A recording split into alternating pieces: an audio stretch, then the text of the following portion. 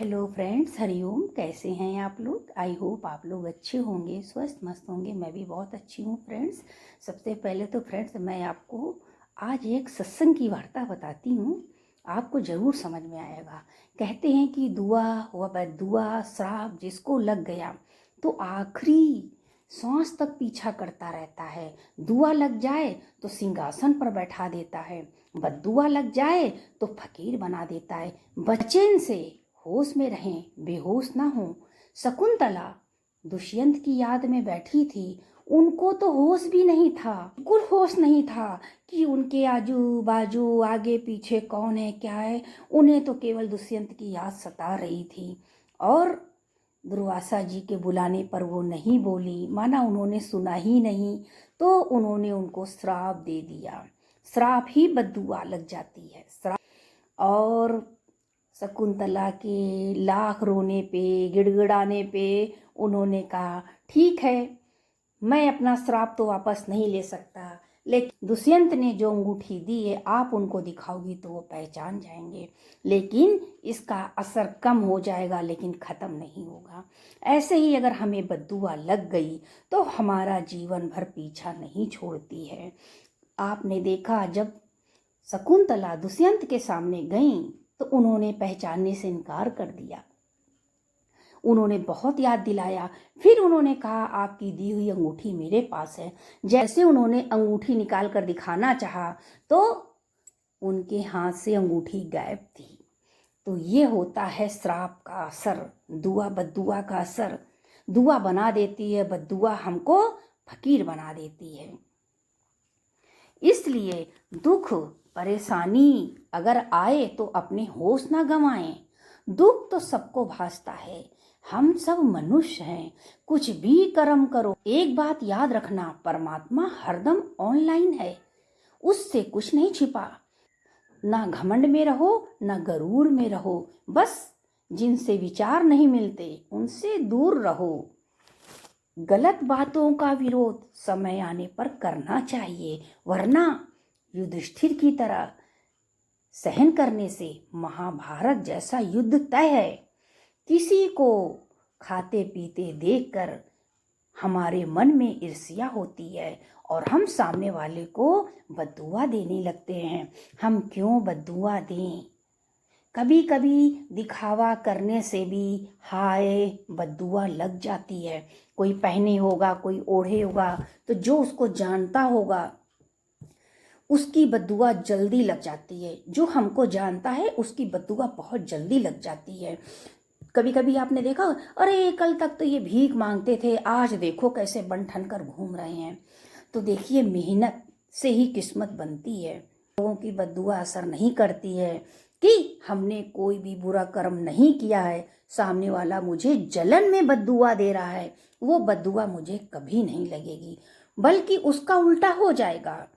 कभी कभी लोग झगड़ा करते समय बद्दुआ दे देते हैं, लेकिन आप सही हो तो आपका कोई बद्दुआ कुछ नहीं बिगाड़ सकती। अगर आप सही हो तो कोई भी बद्दुआ आपका कुछ नहीं बिगाड़ सकती।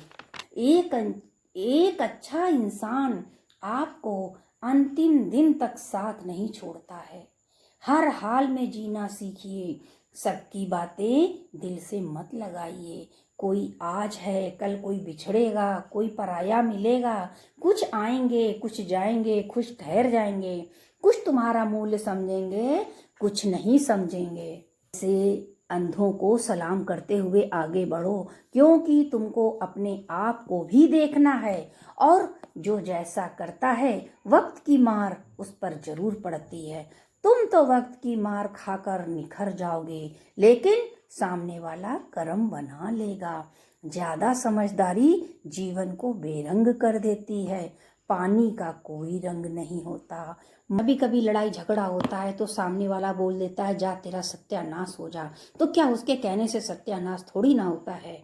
जैसे माँ परेशानी की हालत में बच्चों को पालती है, पोसती है, बड़ा करती है, उनकी देखभाल करती है, क्योंकि कल मेरे बच्चे बड़े होंगे और हमारी देख रेख करेंगे। हर माँ बाप के मन में ये बात होती है, क्योंकि शरीर बूढ़ा होता है। लेकिन बच्चे क्या करते हैं, शादी के बाद माँ बाप को इग्नोर करते हैं और माँ बाप को तब सदमा लगता है कि जिसके ऊपर इतना भरोसा था और आज वो अनदेखा कर रहा है। कभी कभी माँ बाप के दिल से भी बद्दुआ लग जाती है। माँ बाप परेशान होते हैं, एक तो बुढ़ापा, बीमारी, परेशानी, बच्चों का दूर होना, तो उनके दिल से बद्दुआ निकल आती है और ऐसी बद्दुआ जरूर लगती है और 7 जन्म तक पीछा नहीं छोड़ती है। क्योंकि जब आदमी विवश, हताश, चारों तरफ से अंधेरा होता है, जहाँ आशा की किरण होती है वहाँ भी लोग ऐसा करते हैं, तो इंसान के दिल से बद्दुआ निकलती है। पास के सभी लोग हमारे शुभचिंतक नहीं होते हैं। लोग तालियां बजाएंगे, लोग मुस्कुराएंगे, लोग आगे आएंगे, माला भी पहनाएंगे और तलवार लेकर नहीं आएंगे कि आपका वध कर दें, लेकिन अंदर उनके सीने में सांप लौटते हैं आपकी कामयाबी देखकर। एक मच्छर सोचता है कि देखिए मेरे लिए सामने वाला ताली बजा रहा है और अपनी माँ से बोलता है आज उसने मेरे लिए इतनी ताली बजाई, इतनी ताली बजाई, मैं खुश हो गया। माँ ने कहा बेटा तेरे लिए ताली नहीं बजा रही, वो तो तुमको मार रही थी और भगवान की बदौलत तुम बच गए। तो हरदम कोई बच नहीं सकता कि तालियों की गड़गड़ाहट आपकी खुशी के लिए है या उनकी जलन के लिए हैं। ऐसे लोग तालियां भी बजाएंगे, बुरा भी सोचेंगे, पर आप किसी पर भरोसा मत करना। बड़ों का जब आशीर्वाद मिलता है तो लोग कहते हैं खुश रहो। आपका भविष्य आपकी आदतों पर डिपेंड करता है।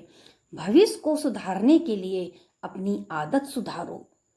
जीतने के बाद तो सब गले लगाते हैं, हारने के बाद जो गले लगाए वो अपना है। दुख आए लेकिन हमसे कोसों दूर रहे।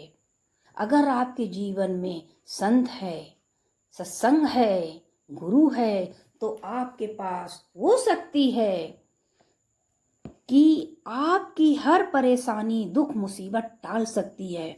आपने ये भजन सुना होगा, गुरु प्रेम रोग है, गुरु प्रेम रोग है, जिसे लग गया गुरु संग योग है।